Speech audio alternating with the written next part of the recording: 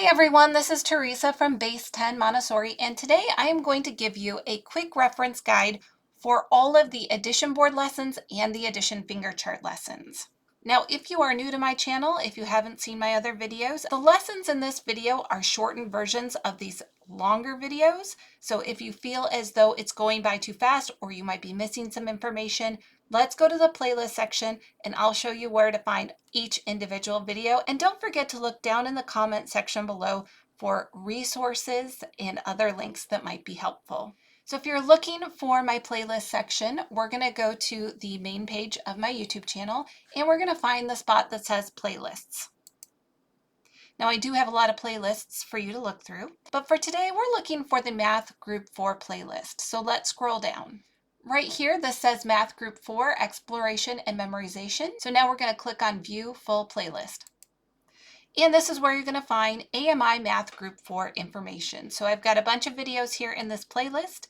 If you're looking for individual lessons, especially all the other lessons that go into Math Group 4, this is where you're going to look. So I've got the snake game, the extension lessons, and then right here we start getting into individual lessons for the addition board. There are 2 lessons for that, and then there's a video on all the different addition finger charts. Now, the video today is a quick reference for all 3 of these videos on the addition board and the finger charts.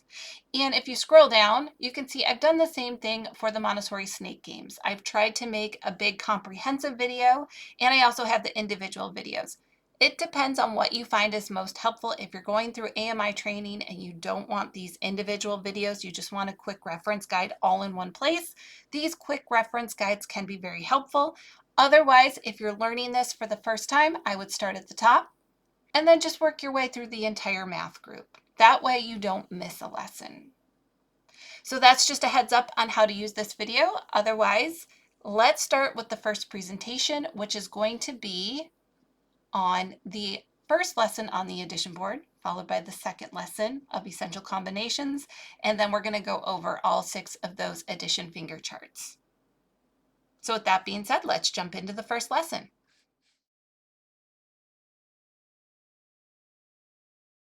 To start with, we always orient our student to the material and connect it back to what is familiar.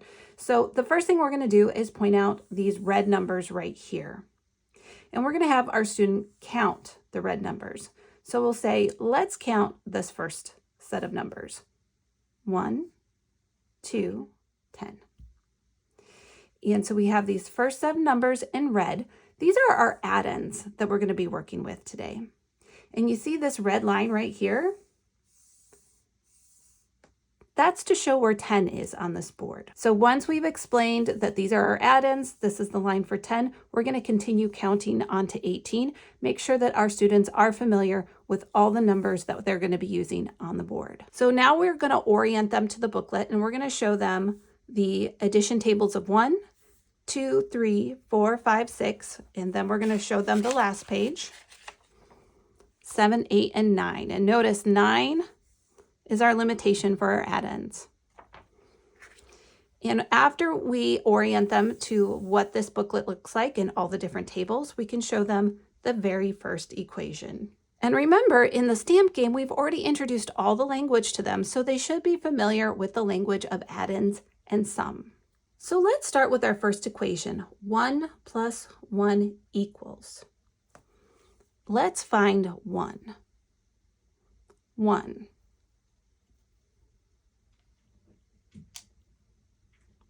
So there's our first add-in. Let's get our next one.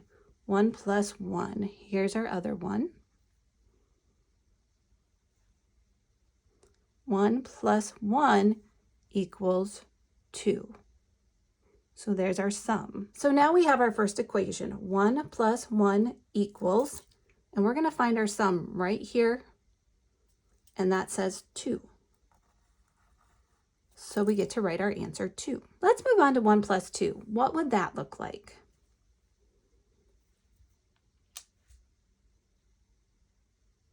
One,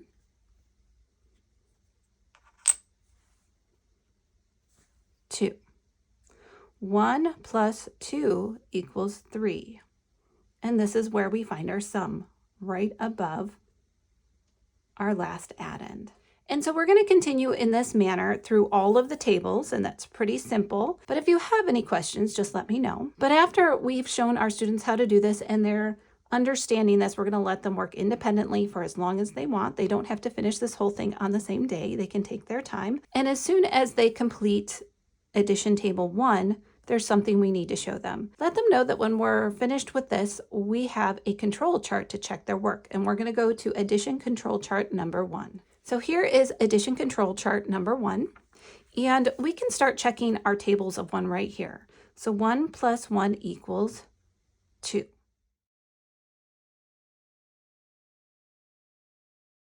In this lesson, we're not going to work with the booklet. We're going to have a blank piece of paper. And you're going to have your student write some essential combinations, and we're going to pick a number for them. And I always pick 7.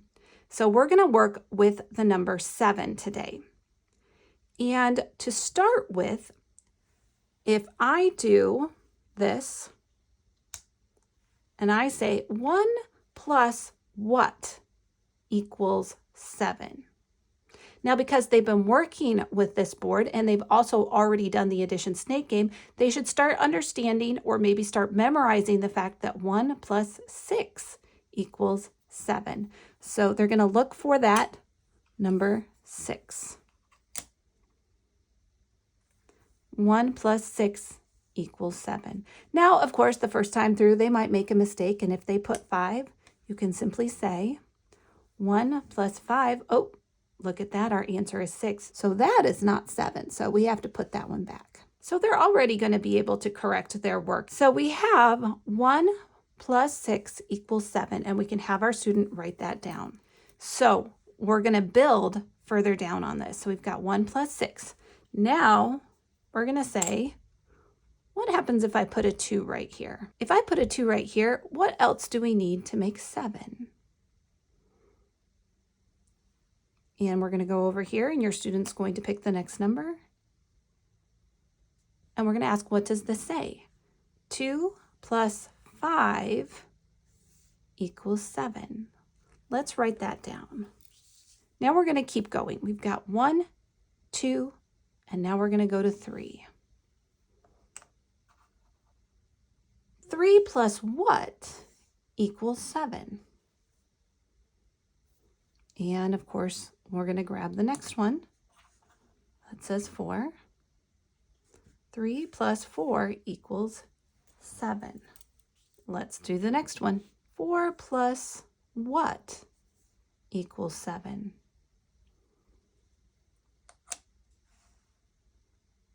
3. Let's write that down. 5 and 2 also makes 7. 6 and 1. So these are all the combinations for this board that we can work with to make the number 7. And now what we're going to do is we're going to go through this again and show 1 plus 6 right here at the top equals 7. But down here at the bottom, 6 plus 1 equals 7. So we have 1 plus 6 and 6 plus 1 are both exactly the same. And so because they are the same result, it doesn't matter which order they go in. So we can cross this one out because they are the same equation. It doesn't matter which way we put it, 1 plus 6 or 6 plus 1, they both equal 7. Let's go to the next one. 2 plus 5 equals 7. And down here, we have 5 plus 2 equals 7. They're both the same. It doesn't matter which order we put the 5 and 2. They're both going to equal 7. So we can cross this out because they're the same. Now let's take a look at our last one. We have 3 plus 4 equals 7. And we have 4 plus 3 equals 7. They are both the same. So we can cross this one out. So because it doesn't matter what order it goes in to make 7, we call this the commutative law of addition. It means that putting this in a different order won't alter the results. We'll get the same answer, the same sum, regardless of the order. So that is the commutative law. So here we have our addition chart 1, and this shows all the possibilities. We have 1 plus 6 equals 7.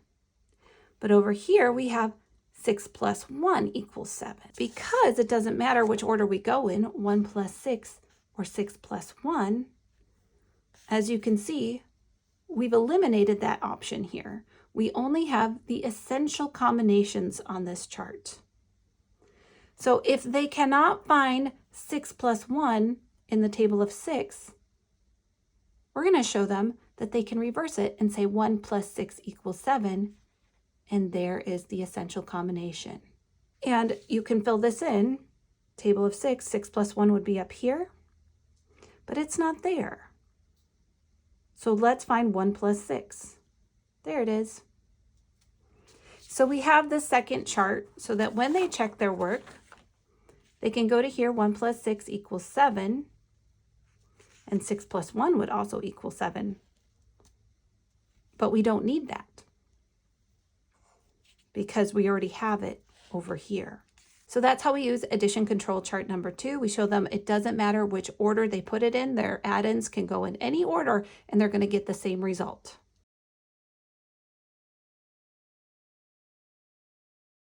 Now, as we begin this lesson, just like we do with all of our lessons, we're going to orient the child to the materials.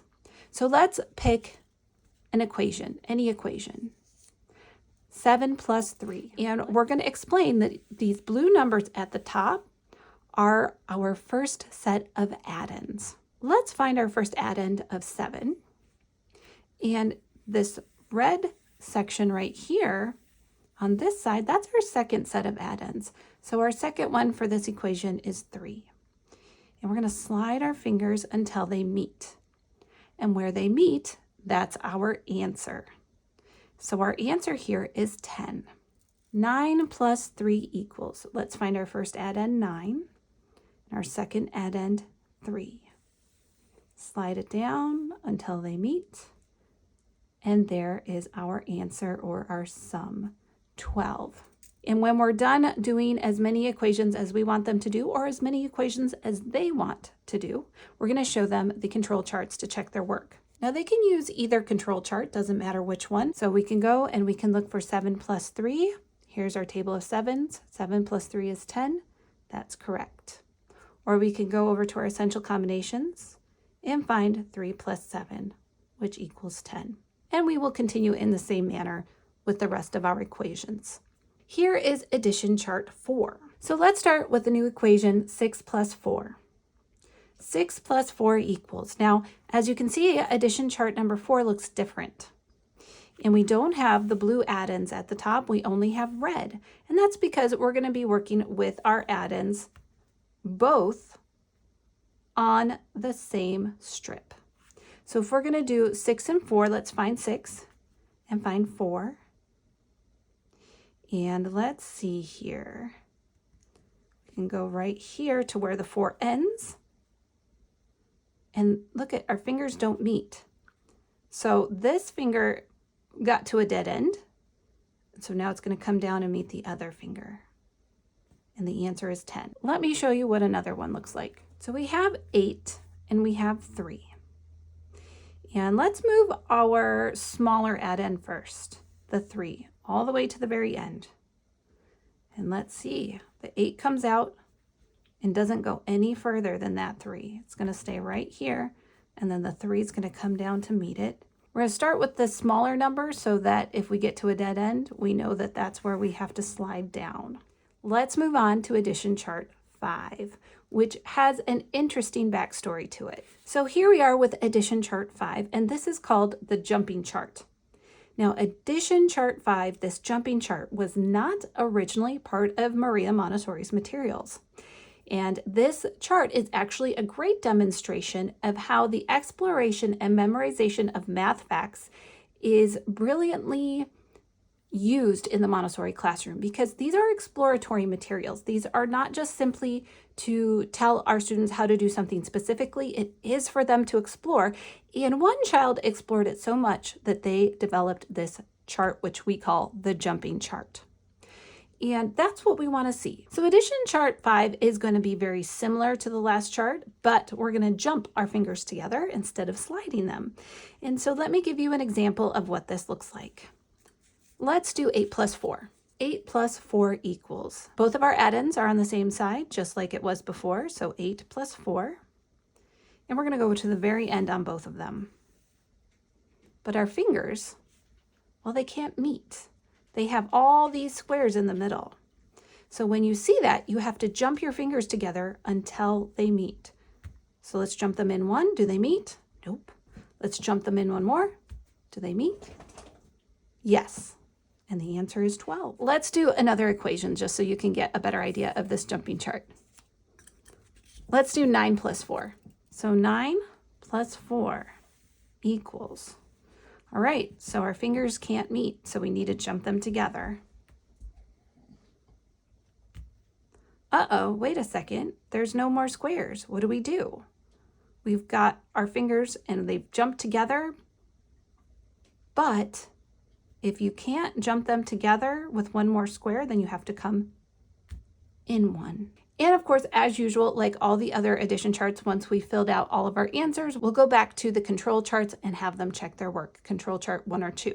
And after this, there's only one chart left, which is the dreaded blank chart, which my students hate. But I found a solution for that. So let's explore the blank chart really quickly. So in the classroom, when you order the blank chart and you get a nice wooden board with all these wooden tiles, you have to take each equation just like we did and then fill them in with the correct answers. This is really going to challenge them on what they have memorized and what they don't have memorized. And that's the great thing about this chart. However, there are some things that really bother my students in the primary age group about this chart, and it is the tiles can get messed up very quickly. Usually you would have them set all the tiles up first, and you can help them set it up so that they are all set, ready to go.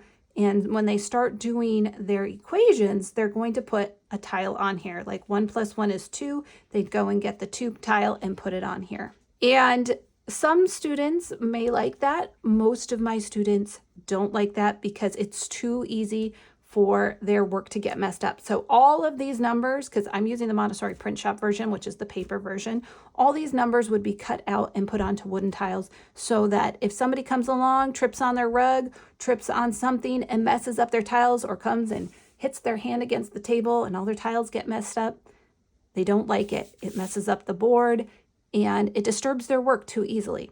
And so most of my students get really frustrated with the blank chart. They don't like it. Even if you have addition chart 3 out and they're just enjoying copying it, if you have a paper version, they really enjoy that. 1 plus 1 is 2, right? And so they can work with that too. I've done it several different ways.